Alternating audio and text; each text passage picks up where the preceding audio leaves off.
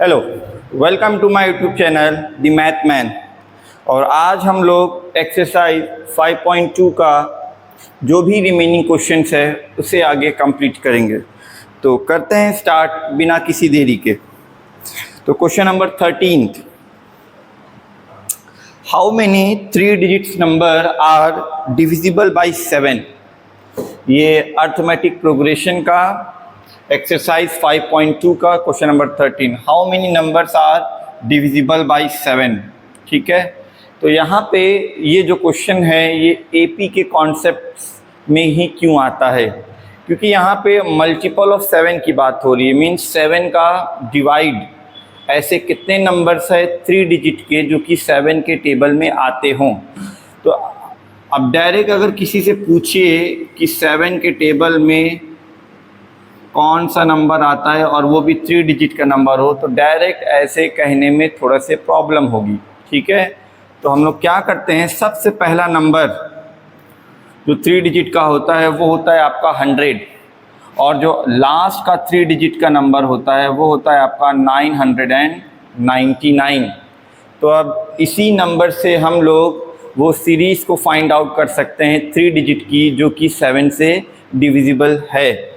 चले, अब क्योंकि 7 से डिविजिबिलिटी की बात हो रही है तो हम लोग 100 को 7 से ही डिवाइड करेंगे। तो जब आप यहाँ डिवाइड करिएगा तो 7 1 जा 7 और ये आपका 3 0 7 4 जा 28। रिमाइंडर यहाँ पे 2 आ रहा है। रिमाइंडर की वैल्यू यहाँ पे हमेशा कुछ ना कुछ इंडिकेट करती है। वो क्या बता रही है कि अगर आप 100 में से 2 को माइनस कर देंगे तो आपका जो नंबर आएगा 100 माइनस 2, ये आपका 98, ये आपका 7 के टेबल में आएगा। लेकिन 98 तो 2 डिजिट का नंबर है और हमें 3 डिजिट का नंबर चाहिए। तो अब जैसे कि हमें 7 का टेबल पता है, 7 14 21 28, इसके यहाँ पे देखिए 7 7 की गैपिंग है, 7 7 की गैपिंग है। तो अगर हमें 98 के बाद वाला 7 का मल्टीपल चाहिए तो सिंपली हम क्या कर देंगे, 98 में 7 को ऐड कर देंगे, तो तब जाके आपको 3 डिजिट का पहला वो नंबर मिलेगा जो 7 के टेबल में आता है। तो यहाँ पे हम लोग लिख लेते हैं कि 105 वो आपका पहला नंबर होगा जो कि 7 के टेबल में आता है। 105 के बाद दूसरा नंबर कौन सा होगा, सिंपली इसमें क्या ऐड कर देंगे, 7 कर देंगे, क्योंकि ये 7 का टेबल चल रहा है। तो यहाँ पे आपका आ जाएगा 112, फिर आपका आ जाएगा 119 एंड सो ऑन। अब ये सीरीज़ कहाँ पे जाके एंड होगी, ये फाइनाइट सीरीज़ है क्योंकि यहाँ पे लिमिटेशन लगाया गया है 3 डिजिट नंबर का। चलिए 999 को हम लोग 7 से डिवाइड कर लेते हैं। 7 1 जा 7, आप ये माइनस करिए 290, तो 4 28, आपका 119 7 2 जा 14, और रिमाइंडर आपका जो आ रहा है 5 आ रहा है। तो रिमाइंडर आपका क्या आपको इन्फॉर्म कर रहा है कि 999 में आपका जो 5 है वो एक्स्ट्रा है, वरना ये 7 से डिवाइड हो जाता। मीन्स 999 में अगर हमने 5 को माइनस कर दिया तो आपका जो आंसर आएगा वो हो जाएगा 994। तो लास्ट नंबर 3 डिजिट का जो कि 7 के टेबल में आता है वो हो जाएगा आपका 994। अब हमारे आंखों के सामने 3 डिजिट्स की सीरीज़ जो कि 7 से के टेबल में आती है वो पूरी की पूरी है। अब ये आपकी एपी के कॉन्सेप्ट पे बेस है, क्योंकि डिफरेंस यहाँ पे क्या है, 7 का है। आपसे पूछा है टोटल टर्म्स बताइए, बस आपको ये फाइंड आउट कर लेना है कि 994 कौन से पोजीशन पे आ रहा है। अब यहाँ पे आपके पास पूरी सीरीज़ है। ए यहाँ पे आपका है 105, कॉमन डिफरेंस क्योंकि 7 का टेबल चल रहा है तो कॉमन डिफरेंस आपका 7 का होगा। नहीं तो आप आप इसे ऐसे भी फाइंड कर सकते हैं, 112 में से 10 माइनस कर दीजिए 105, तो आपका 107 आ जाएगा। उसके बाद आपको यहाँ पे ये वैल्यू दी गई है 994, ये एक वैल्यू है। अब हमें निकालना है कि इसकी पोजीशन क्या है। ये जिस भी पोजीशन पे आएगा उतने ही नंबर ऑफ टर्म्स इस सीरीज़ में होंगे। चलिए अब हम लोग nth का फॉर्मूला लगा लेते हैं। nth टर्म का फॉर्मूला क्या होता है, a + n - 1 इंटू में d। an की वैल्यू क्या है 994 और a आपका है 105, ये प्लस में n-1 इंटू डी आपका है 7। सबसे पहले 105 को आप लेफ़्ट साइड में ले आइएगा, तो ये आपका हो जाएगा 994 माइनस में 105 is equals to n-1 into में ये हो जाएगा आपका 7।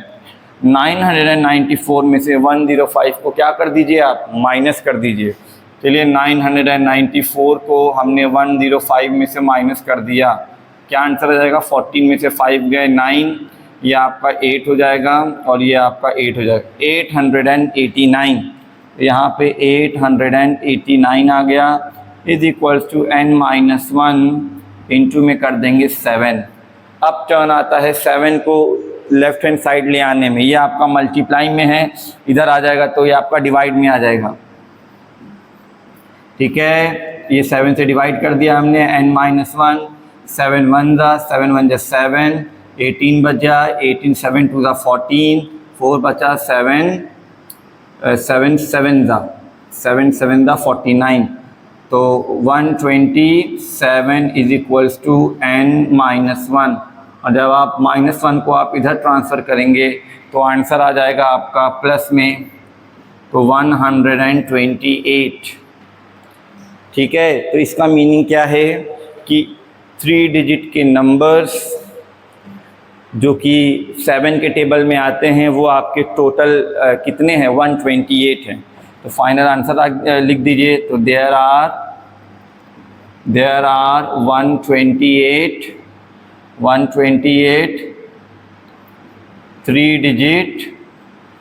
3 digit numbers divisible by which are divisible by 7, divisible by 7। I hope आपको समझ में आया होगा। यहाँ पे जो मेन कॉन्सेप्ट है वो है सीरीज़ को फाइंड करना, स्टार्टिंग टर्म और एंडिंग टर्म। कैसे हमने डिवाइड किया, हमें जो रिमाइंडर है वो क्या हमें बताता है, डिविडेंड में से रिमाइंडर को माइनस कर दीजिए तो आपका जो भी आंसर होगा वो डिवाइज़र से एग्जैक्टली डिविजिबल हो जाएगा। तो 98 क्योंकि 2 डिजिट का नंबर है, हमें तो 3 डिजिट का नंबर पूछा है, तो 7 को आप ऐड कर दीजिएगा। इसी तरह यहाँ पर भी 999 को जब हमने डिवाइड किया तो रिमाइंडर आपका आ रहा है 5, माइनस किया तो 994 आया आपका। ठीक है, तो 994 वो आखिरी नंबर होगा जो कि 7 के टेबल में आएगा। आपके पास AP आ गई है, सिंपली आप nth टर्म का फॉर्मूला यूज़ कर लीजिए और 994 कौन से पोजीशन पे है वो निकाल लीजिए।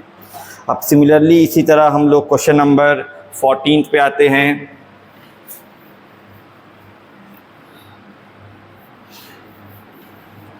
क्वेश्चन नंबर 14 क्या बोला है, how many multiples of 4 are lies between 10 and 250। Question number 14,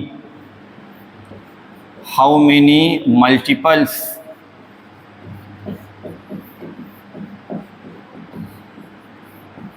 of 4 lies between 10 and 250। तो यहाँ पे 4 के टेबल की बात हो रही है, लेकिन हमें 10 और 250 के बीच में वो सारे नंबर्स होने चाहिए। तो ये तो थोड़ा से कंपैरेटिवली क्वेश्चन नंबर 13 से ये इजी है। चलिए हम लोग डायरेक्ट सीरीज़ लिखने की कोशिश करते हैं। सबसे पहला नंबर जो 4 के टेबल में आए, मल्टीपल्स का मीनिंग होता है 4 के टेबल में आना, तो सबसे पहला नंबर हो जाएगा 12। सभी को पता है 4 3 जा 12 होता है। उसके बाद आपका 4 4 जा 16 और ये आपका 20। अब हमें लास्ट नंबर नहीं पता और वो नंबर आपका 250 से पहले होना चाहिए। 250 भी नहीं होगा क्योंकि वहाँ पे बिटवीन लिखा हुआ है, फ्रॉम 10 to 250 नहीं लिखा हुआ है। बिटवीन का मतलब दोनों वैल्यू के बीच का। तो चलिए हमें नहीं पता 250 से पहले कौन सा नंबर है, तो हम लोग क्या कर लेंगे, डिवीज़न का यूज़ कर लेंगे। 250 को आप 4 से डिवाइड कर दीजिए, 4 6 जा 24, 1 बच जाएगा 0, 4 2 ज़ा आपका 8 आ जाएगा और ये आ गया आपका 2। तो यहाँ पे ये जो रिमाइंडर आया है 2, ये बता रहा है कि 250 में अगर आप 2 को माइनस कर देंगे तो जो भी आपका आंसर आएगा वो एग्जैक्टली 4 से डिवाइड होगा। तो चलिए क्या होगा वो नंबर, 250 में से 2 को माइनस कर दीजिए तो आपका आंसर आ जाएगा 248। तो ये वो आखिरी नंबर होगा जो कि 4 के मल्टीपल में आएगा। अगर आप हमारा जो लिमिटेशन है वो किस पे है, 10 एंड 250 के बीच में, तो लास्ट नंबर आपका हो जाएगा 248। ठीक है, तो हमारा जो मेन पोर्शन है सॉल्यूशन का वो हमने कर दिया है। हमें पूरी की पूरी सीरीज़, फाइनाइट सीरीज़ मिल गई है। बस हमें बताना है ये कितने नंबर्स हैं। तो जनरली आप क्या कर लीजिए, 248 कौन से पोजीशन पे आ रहा है उसे आप फाइंड आउट कर लीजिए। तो यहाँ पे आपका a = हो जाएगा 12, d आप फाइंड कर सकते हैं, ये हो जाएगा 16 में से 12 को माइनस कर दीजिए, a2 - a1 करते हैं। यही तो बेसिक डेफिनेशन होती है अर्थमेटिक प्रोग्रेशन की। 16 में से आपका 12 जाएगा तो आपका आ जाएगा 4। आपका ये जो 248 है ये किसी पोजीशन पे है, किसी पोजीशन पे आने वाले वैल्यू है ये 248 और हमें फाइंड करना है ये कौन से पोजीशन पे है। तो आपका जो n है, n = ? ठीक है, 3 चीज़ें आपको नोन हैं और आपका जो 4th वन है अननोन है। nth फॉर्मूला यूज़ कर लीजिए। तो an आपका होता है, an आपका दिया हुआ है 248। an का फॉर्मूला क्या होता है, a प्लस में n-1 इंटू d = 248। ठीक है, 248 a आपका क्या है 12 और ये आपका n-1 इंटू d क्या है आपका, d है आपका 4, क्योंकि ये 4 का टेबल है तो 4 का डिफरेंस ही होगा 248। तो सबसे पहला जो ये आपका 12 जाएगा इधर, 248 में से 12 माइनस करेंगे। तो चलिए बीच में पार्टीशन लाइन ड्रॉ कर लेते हैं और n-1 इंटू में आपका ये 4 हो जाएगा। 248 में से माइनस कर दिया हमने 12, 248 में से 12 माइनस, तो आपका जो आंसर आ जाएगा 8 में से 2 गए 6, ये 5 और ये आ जाएगा आपका 256, सॉरी माइनस कर दें हम लोग 236। ठीक है ना, 236। अब उसके बाद आपका जो ये 4 आपका मल्टीप्लाई में है, ये आपका डिवाइड में चला जाएगा तो n-1 हो जाएगा 236, डिवाइड में हो जाएगा आपका ये 4, डिवाइड में आपका हो जाएगा 4। तो 4 1 ज़ा 4 5 ज़ा 20, 3 बचा है, 4 9 ज़ा 36। अब -1 का टर्न है, -1 को जब आप उधर सेंड करिएगा तो वो आपका प्लस में हो जाएगा। तो n = हो जाएगा आपका 59 प्लस में 1, तो n = हो जाएगा 60। तो हमारा जो फाइनल आंसर आ गया है क्या है कि 10 और 250 के बीच में आपका टोटल नंबर ऑफ टर्म्स जो हैं, जो कि 4 के टेबल में आते हैं, वो कितने हैं आपके 60। तो यहाँ पे फाइनल आंसर आप लिख सकते हैं। तो देयर आर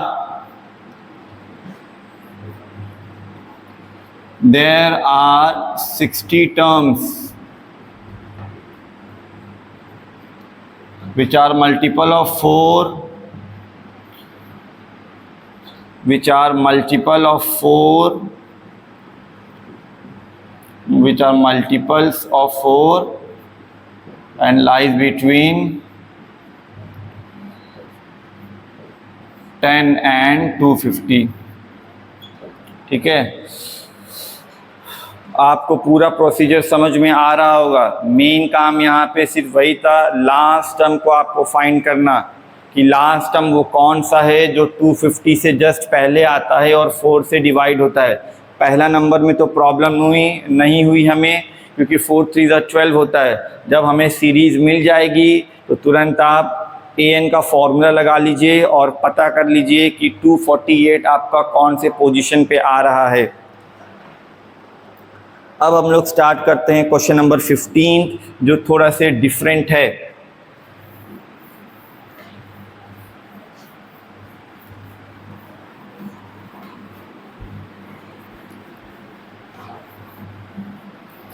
चलिए, क्वेश्चन नंबर 15 क्या है आपका? For what value of n are the nth terms of the two APs are equal. तो क्वेश्चन नंबर 15, तो आपका यहाँ पे इस क्वेश्चन में दो APs है। ये फर्स्ट AP को इंडिकेट AP से कर लेते हैं और सेकंड AP को जो इंडिकेट करते हैं वो AP डैश से कर लेते हैं। ठीक है, जो आपका फर्स्ट AP है वो स्टार्ट हो रहा है 63 से, फिर आपका 65, फिर आपका 67 एंड सो ऑन। ठीक है, और जो आपका सेकंड AP है वो 3 से स्टार्ट हो रहा है और शायद 7 की गैपिंग है एंड सो ऑन। तो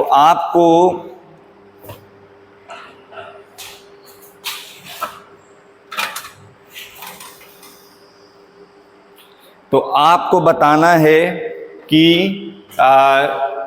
वो पोजीशन आपको बताना है दोनों APs में वो कौन सी पोजीशन है जहां पर जो वैल्यूज आएगी वो सेम होगी।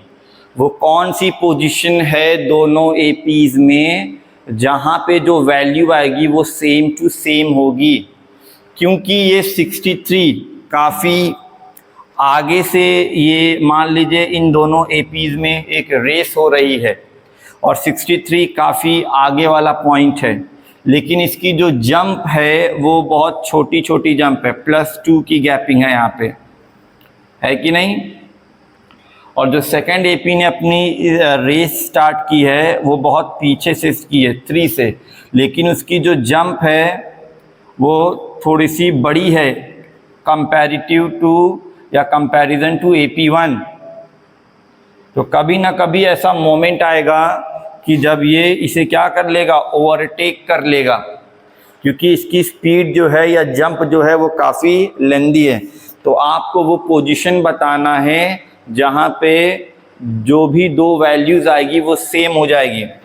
तो चलिए अब हम लोग क्या कर लेते हैं, इस AP का जो पहला टर्म है वो है आपका 63, और यहाँ पे जो आपका D है ये मान लिया हमने, माना क्या हमने 65 में से 63 मानेंगे तो 2 ही तो आएगा कॉमन डिफरेंस, और इसके लिए तो सिंबल से अलग A डैश। तो A डैश की वैल्यू है आपका 3, A डैश की वैल्यू है आपकी 3, और यहाँ पे जो आपका D डैश है कॉमन डिफरेंस D डैश, यहाँ पे कितने का है, 10 में से 3 को माइनस करेंगे तो ये आपका आ जाएगा 7। और आपको जो क्वेश्चन में गिवन है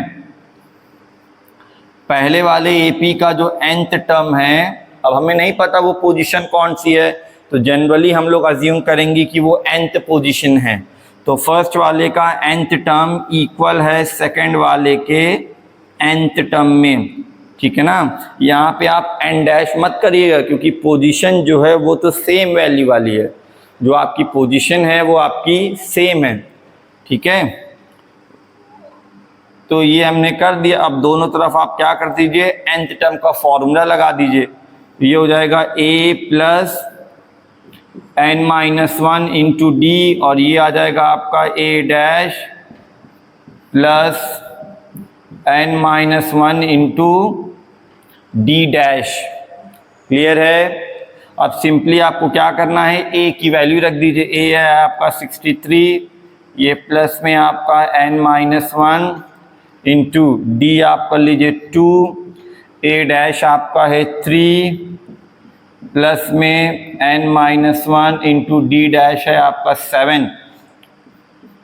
इसे आप सॉल्व कर लीजिए, 63 प्लस 2 इंटू n आपका 2n हो जाएगा, 2 इंटू -1 -2 हो जाएगा, ये आपका 3 हो जाएगा, ये आपका हो जाएगा 7n, ये हो जाएगा आपका -7।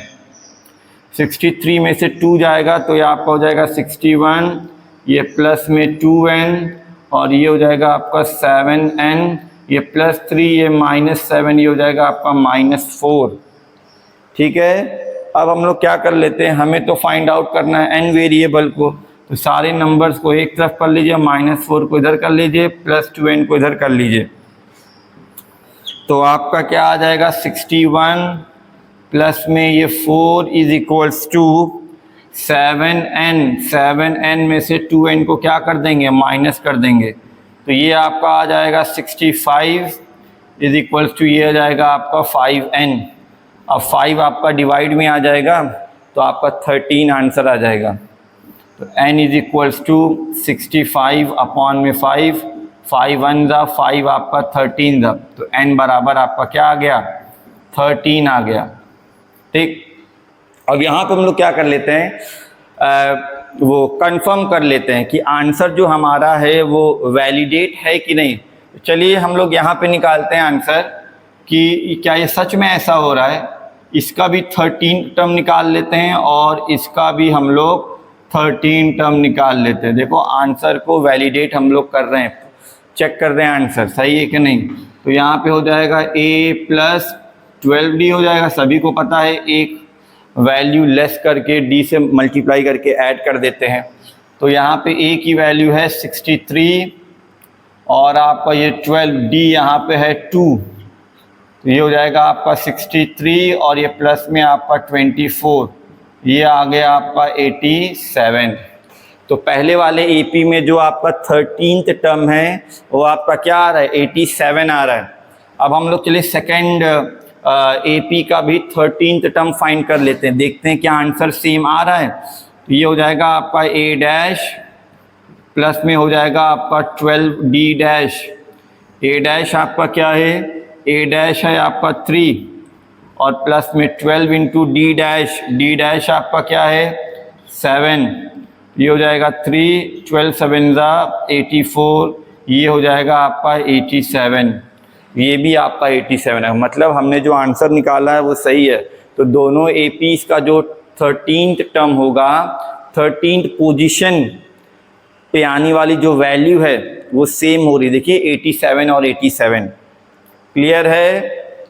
दो डिफरेंट APs थी, आपको फाइंड करना है कि वो कौन सी पोजीशन है जहाँ पे जो वैल्यू आएगी वो आपकी सेम होगी। चलिए अब हम लोग क्वेश्चन नंबर 16 करते हैं। 16 का हम केवल कंडीशन फ्रेम कर देंगे, आप उसे सॉल्व कर लीजिएगा।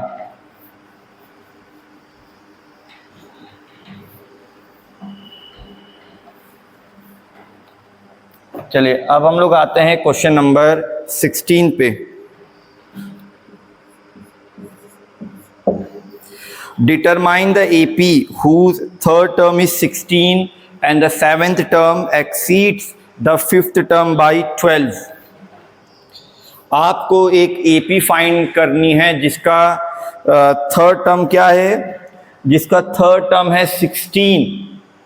तो जैसे कि हमने आपको पहले ही बताया है, कभी भी किसी भी अर्थमेटिक प्रोग्रेशन में अगर आपको किसी भी टर्म की वैल्यू आपको फाइंड आउट करनी है तो सिंपली सबसे पहला आपका फोकस होगा क्या हमें फर्स्ट टर्म और कॉमन डिफरेंस पता है कि नहीं।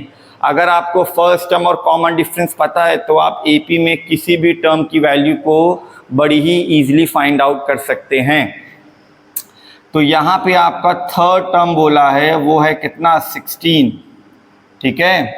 और आपका क्या इंफॉर्मेशन गिवन है, बोला गया है कि जो आपका सेवेंथ टर्म है वो आपका एक्सीड्स कर रहा है, बड़ा है। सेवेंथ टर्म की जो वैल्यू है वो आपकी बड़ी है फिफ्थ टर्म से, वो भी कितनी 5। सेवेंथ टर्म आपका फिफ्थ टर्म से बड़ा है। तो आप क्या करेगा, इक्वेशन फॉर्म करने के लिए आपको जो वैल्यू लेस है, फिफ्थ टर्म जो लेस है, इसी में 12 ऐड कर देंगे तो ये आपका दोनों क्या हो जाएंगे, इक्वल हो जाएंगे। तो आपका जो सेवेंथ टर्म की जो वैल्यू है ये बड़ी है किससे, फिफ्थ टर्म से। अब आपको तो इक्वेशन चाहिए, इनइक्वालिटी थोड़ी चाहिए। तो आप क्या करेंगे, किस तरफ, हमेशा लेस वाले की तरफ ऐड करते हैं। तो फिफ्थ टर्म में आप ऐड कर दीजिए 12, ठीक है, क्योंकि क्वेश्चन में आपका गिवन है कि जो आपका सेवेंथ टर्म है वो फिफ्थ टर्म से 12 ज़्यादा है। चलिए A3 का फॉर्मूला क्या होता है, A प्लस में 2D, कितना आंसर आ जाएगा 16। ये हो जाएगा आपका फर्स्ट इक्वेशन, ये हो जाएगा आपका फर्स्ट इक्वेशन। सेवेंथ टर्म में क्या करेंगे, ये हो जाएगा आपका a प्लस में 6d, और ये हो जाएगा आपका a5 की जगह पे क्या लिखेंगे a प्लस में 4d, और ये हो जाएगा आपका प्लस 12।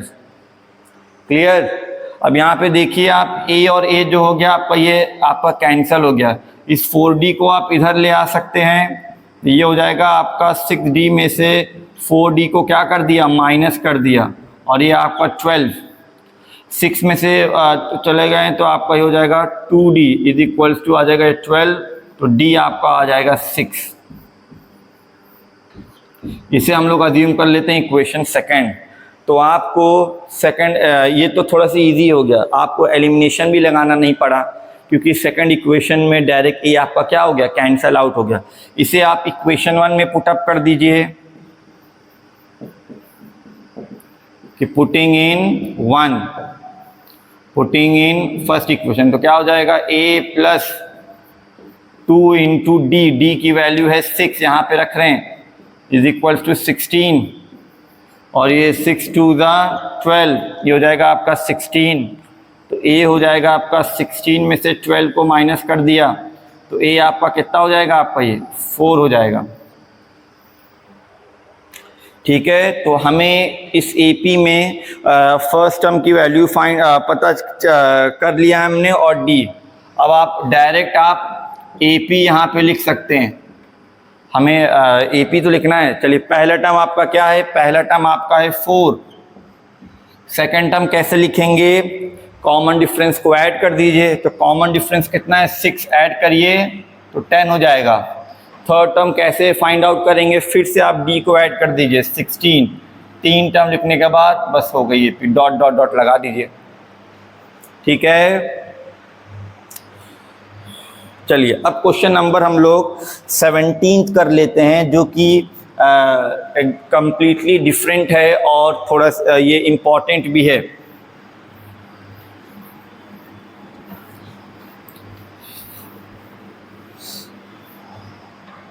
अब question number, find the 20th term from the last. Question number 17, ये आपका इम्पॉर्टेंट है थोड़ा सा, क्योंकि ये यूनिक टाइप का है। Find the 20th term, find the 20th term from last, from last of AP। और AP आपकी क्या है, 3 8 13 डॉट डॉट डॉट और आपका 253। अब यहाँ पे क्वेश्चन समझना है हमें। अगर यहाँ पे क्वेश्चन में ये टर्म ना होता, फ्रॉम द लास्ट, अगर फ्रॉम द लास्ट नहीं होता तो ये काफ़ी इजी क्वेश्चन होता। केवल हमें 20th प्लेस की वैल्यू जाननी थी। A20 फाइंड कर लेते, A हमें पता ही है, D हम लोग फाइंड कर सकते हैं, 8 में से 3 माइनस कर लेंगे। ठीक है, अब ध्यान इधर, तो देखिए आपको AP क्या दिया हुआ है, हम इधर लिख लेते हैं 3 8 13 एंड सो ऑन 253। जनरल क्या होता है, जब अगर वो लास्ट टर्म ना होता, ना लिखा होता, ये वर्ड अगर नहीं लिखा हुआ होता, तो जनरल जो सीरीज प्रोसीड करती है वो इस डायरेक्शन में करती है। ठीक है, तो आपका फर्स्ट टर्म हो जाता है 3, और कॉमन डिफरेंस में 8 में से 3 को माइनस कर देंगे तो +5 आ जाएगा। लेकिन यहाँ पे हमसे पूछ रहा है फ्रॉम द लास्ट टर्म, तो अब हमें AP को इस तरफ से कंसीडर करना है, इस डायरेक्शन में। ठीक है, समझ में आ रहा होगा हम क्या कहना चाह रहे हैं। तो इसके बाद जब आप इस तरफ से प्रोसीड करिएगा तो आपका जो पहला टर्म है 3 ना हो करके अब क्या हो जाएगा 253। यहाँ पे आपको फ्रॉम द लास्ट पूछा गया है तो 253, तो यहाँ पे हम लोग लिख देते हैं, थोड़ा से मेंशन कर देते हैं, considering from last considering from last, यहाँ पे ए की जो वैल्यू हो जाएगी वो हो जाएगी 253।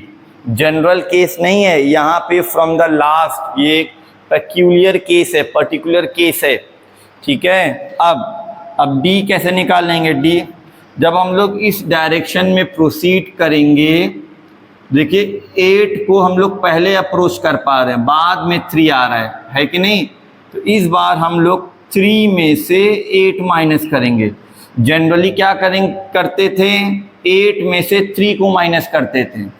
यहाँ पे क्या करेंगे? सीरीज आपकी ऐसे प्रोसीड हो रही है तो आपका 3 बाद में आ रहा है, तो 3 में से 8 को माइनस करेंगे तो आंसर आ जाएगा आपका -5, ठीक है। तो अगर आप स्टार्टिंग से सीरीज को कंसिडर करेंगे तो ए की वैल्यू 3 होगी, कॉमन डिफरेंस आपका 5 आएगा। लेकिन जब आप पीछे से कंसिडर करेंगे फ्रॉम द लास्ट, तो पहला टर्म आपका 253 हो जाएगा और कॉमन डिफरेंस के वैल्यू में भी चेंज आता है, माइनस साइन का चेंज आता है, ठीक है, value.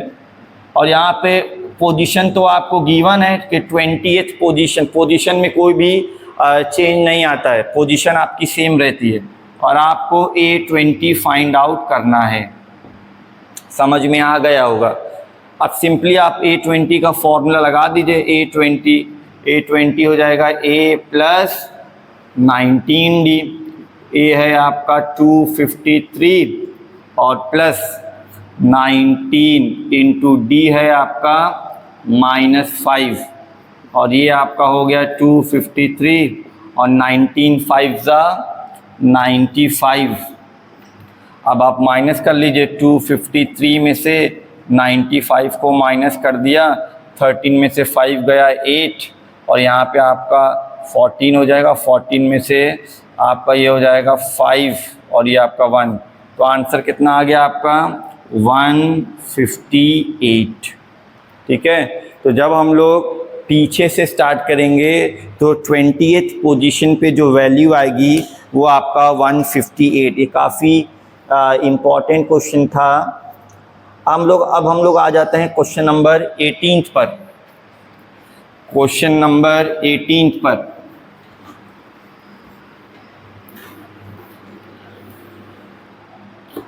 Find the 4th and the 8th terms of an AP, the sum of the 4th and the 8th term। तो क्वेश्चन नंबर 18, तो आपसे बोला गया है या गिवन है जो 4th टर्म है और आपका जो 8th टर्म है, 8th टर्म मीन्स A8, इन दोनों को ऐड करने पे, वहाँ पे क्वेश्चन को आप रीड करेंगे तो देखिए वहाँ पे सम लिखा हुआ है, तो ये दिया हुआ है आपका 24 और and the sum of 6th and 10th term, sum of 6th and 10th term, ये आपका दिया हुआ है 44, ये आपका 44 है। Find the first 3 terms of the AP। तो क्या करना है हमें? AP के स्टार्टिंग के 3 टर्म फाइंड करने हैं। फिर से वही रिकॉल बैक हम लोग जाते हैं। अगर आपको AP से रिलेटेड किसी भी इंफॉर्मेशन को फाइंड आउट करना है, किसी भी कंटेंट को फाइंड करना है, तो सबसे पहला काम हमें फर्स्ट टर्म पता होना चाहिए और कॉमन डिफरेंस। तो मेन हमारा फोकस या इंटेंशन अब फर्स्ट टर्म और कॉमन डिफरेंस को फाइंड करने में जाएगा। चलिए A4 का फॉर्मूला क्या हो जाएगा? A प्लस 3D, A8 का A plus 7D is equals to 24। A plus A आपका 2A, 3D प्लस 7D ये हो जाएगा आपका 10D इज इक्वल्स टू 24। यहाँ पे हम लोग 2 कॉमन ले लेंगे, 2 कॉमन ले लिया तो A plus 5D is equals to 24। 2 आपका डिवाइड में जाएगा तो A plus 5D is equals to 12, ये आपका आ जाएगा इक्वेशन 1, ठीक। अब हम लोग सेकंड इक्वेशन में आ जाते हैं। A6 का मतलब A प्लस 5D। A10 का मतलब A plus 9D is equals to 44। ठीक है, A प्लस ए क्या हो जाएगा, A प्लस ए आपका 2A हो जाएगा, 5D प्लस 9D ये हो जाएगा आपका 14D और आपका आ जाएगा 44। 2 आप कॉमन ले लीजिए, 2 कॉमन ले लिया तो ये हो जाएगा आपका A plus 7D is equals to आ जाएगा आपका ये 44। 2 मल्टीप्लाई में उधर साइन कर दीजिए तो डिवाइड में A प्लस 7D कितना आ जाएगा आपका ये 22 आ जाएगा। ये हो गया आपका इक्वेशन सेकंड।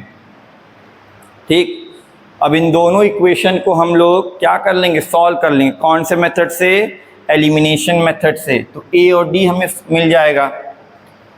चलिए इसे सॉल्व करते हैं हम लोग, फर्स्ट इक्वेशन और सेकंड इक्वेशन को।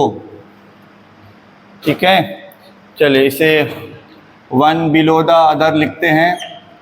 A plus 5D is equals to 12 and A plus 7D is equals to 22। एक सेपरेट लाइन बनाते हैं, पार्टीशन लाइन। सबसे पहला काम हमें क्या करना है, किसी भी वेरिएबल का कोएफिशिएंट देखना है, क्या यहाँ पे सेम है। D का तो सेम नहीं है लेकिन A का तो सेम है। चलिए वाला वर्क हमारा पहले से ही हुआ है। उसके बाद A के कोएफिशिएंट का साइन देखते हैं। यहाँ पे साइन जो है वो सेम है, दोनों का क्या है आपका ये प्लस है। तो जब क्योंकि दोनों का सेम साइन है इसलिए सब्ट्रैक्ट करेंगे, तो प्लस की जगह आपका माइनस, प्लस की जगह आपका माइनस, प्लस की जगह आपका माइनस, तो ये आपका कैंसिल हो जाएगा। और ये आपका प्लस 5D और ये आपका माइनस 7 है, तो आंसर आ जाएगा आपका माइनस 2D। और ये आपका प्लस 12 है और ये आपका माइनस 22 है, तो आंसर आ जाएगा आपका माइनस में 10। तो D की वैल्यू आ जाएगी आपकी कितनी, 5 आ जाएगी। D की वैल्यू आपकी कितनी आ जाएगी, 5 आ जाएगी। ठीक है, अब हमें D पता चल गया है। आप चाहे इसे फर्स्ट इक्वेशन में रख दीजिए, चाहे आप सेकंड इक्वेशन में रख दीजिए। चलिए putting in first equation, putting in equation first, तो यहाँ पे A प्लस 5D आपका क्या हो जाएगा 12।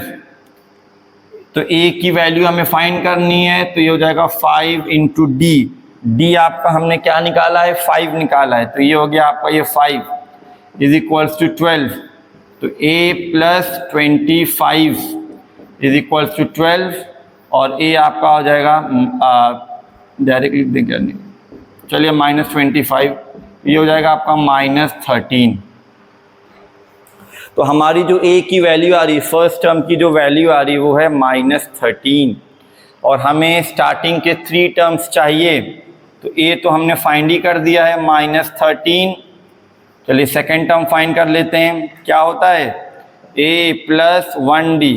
A आपका है माइनस 13 और D की वैल्यू है प्लस 5, तो आंसर आ जाएगा आपका माइनस में 8 और A3 ये हो जाएगा आपका A प्लस 2D। तो A है आपका माइनस 13 प्लस 2 इंटू D है आपका 5, तो माइनस 13 और ये 10, तो आ जाएगा माइनस 3। हो गया आपका, समझ में आ गई बात। चलिए अब हम लोग लास्ट 19th क्वेश्चन पे आते हैं। 19th क्वेश्चन पे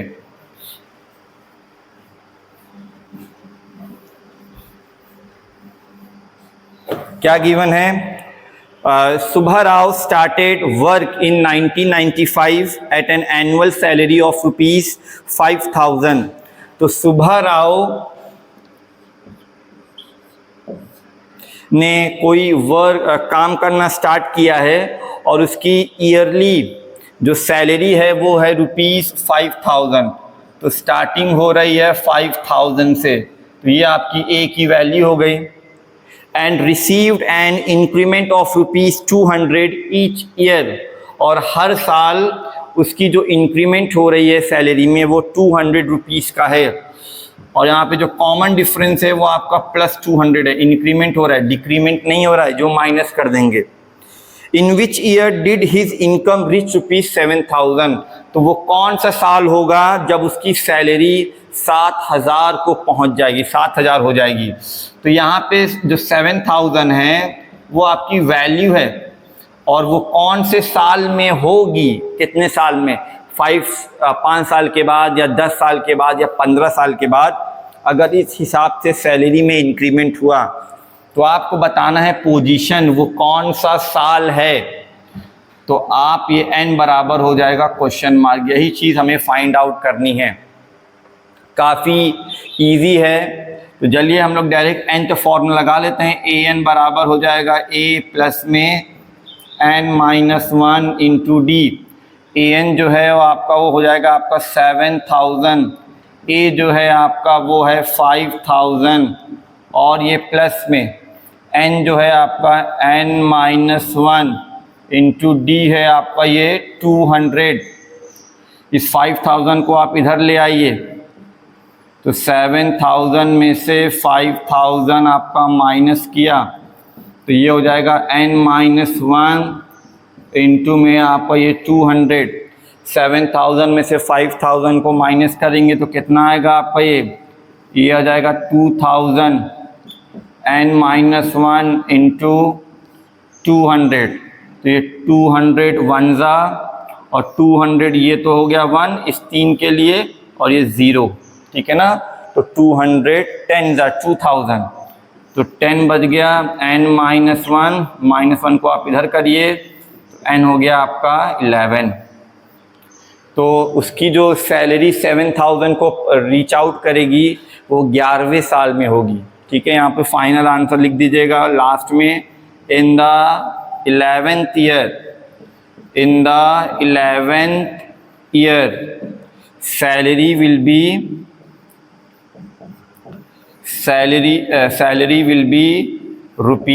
₹7,000, ठीक है।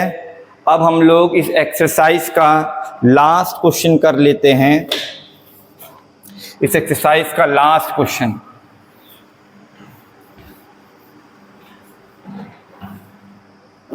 चलिए क्या है last question. Ramkali saved ₹5 in the first week of a year. तो रामकली ने साल के पहले हफ्ते में, है ना, एक in a year 52 weeks are there, तो साल के पहले हफ्ते में ₹5 की सेविंग की। तो उसकी जो इनिशियल सेविंग स्टार्ट होती है वो है ₹5 से, and then increased her weekly savings by ₹1.75, और वो हर हफ्ते कॉन्जिक्यूटिव जो सक्सेसिव वीक्स हैं, आने वाले जो आगे के हफ्ते हैं, हर हफ्ते में वो अपनी सेविंग्स को बढ़ाती है। तो जो सेविंग्स को बढ़ा रही है वो है ₹1.75 से हर हफ्ते वो बढ़ा रही है। मतलब अगर पहले वीक में वो ₹5 सेव करेगी तो दूसरे वीक में इतना और बढ़ गया, मतलब इन दोनों को ऐड कर दीजिए, ₹6.75 सेव करेगी। थर्ड वीक में उसमें फिर से आप 1.75 ऐड कर दीजिए।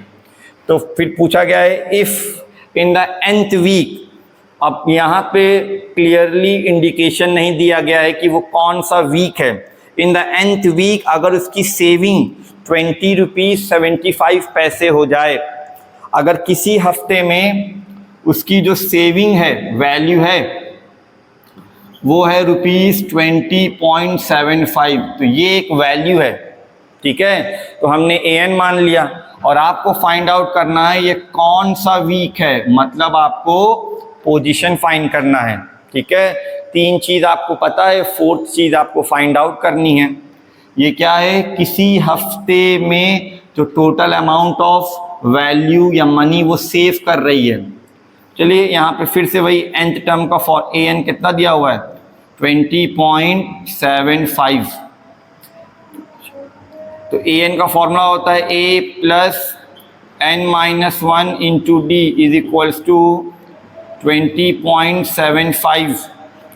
जो a की वैल्यू है वो है 5 plus n-1 into D,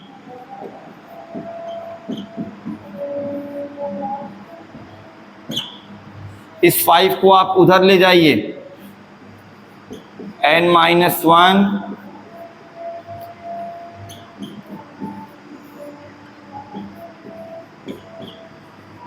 minus हमने 5 कर दिया, तो जब आप इसे माइनस करेंगे तो आ जाएगा 15.75। कुछ लोगों को माइनस करना भी नहीं आता, 10th में आ गए हैं, तो वो 5 है। वहाँ पे देखो डेसिमल नहीं है, तो आप डेसिमल नहीं है तो यहाँ से स्टार्ट करेंगे। इसमें डेसिमल नहीं, डेसिमल लगाइए आप, डेसिमल के नीचे डेसिमल, तो तब माइनस करेंगे, तब आपका जाके आ जाएगा 15.75। ठीक है, प्लस और माइनस में डेसिमल को 1 अबव द अदर लिखा जाता है।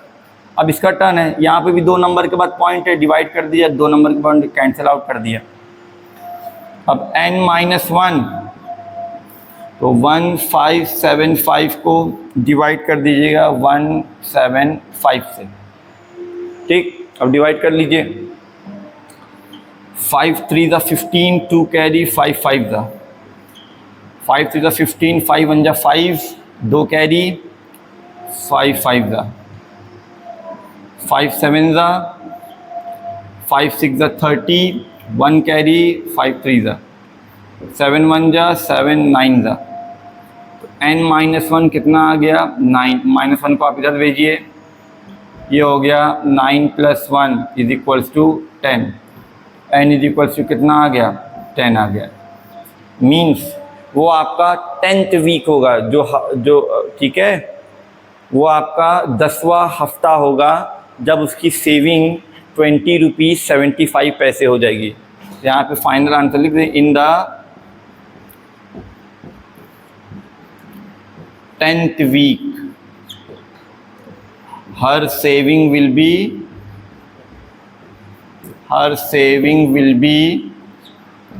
₹20.75। तो चलिए, ये एक्सरसाइज हमने अब क्या कर ली है? कंप्लीट कर ली है, एक्सरसाइज 5.2 चैप्टर 5 का। अब नेक्स्ट जो टॉपिक होगा हमारा, वो होगा समेशन ऑफ nth टर्म्स। ठीक है, तो उस टॉपिक को हम लोग अपने न्यू वीडियो में डिस्कस करेंगे, और समेशन ऑफ nth टर्म का फॉर्मूला क्या है, उसकी प्रूविंग क्या है, कैसे वो आया, और फिर उससे रिलेटेड कुछ एग्जांपल्स भी देखेंगे, और फिर एक्सरसाइज 5.3 को भी हम लोग कंप्लीट करेंगे। ठीक, फिलहाल इस वीडियो में इतना ही, और मिलते हैं हम लोग अपने नेक्स्ट वीडियो में। Thank you. और इस चैनल को लाइक करिए, कमेंट करिए, शेयर करिए, सब्सक्राइब करिए, और हो सके तो पढ़िए ज़रूरी, जो बहुत ज़रूरी चीज़ है आज के ज़माने में पढ़ना।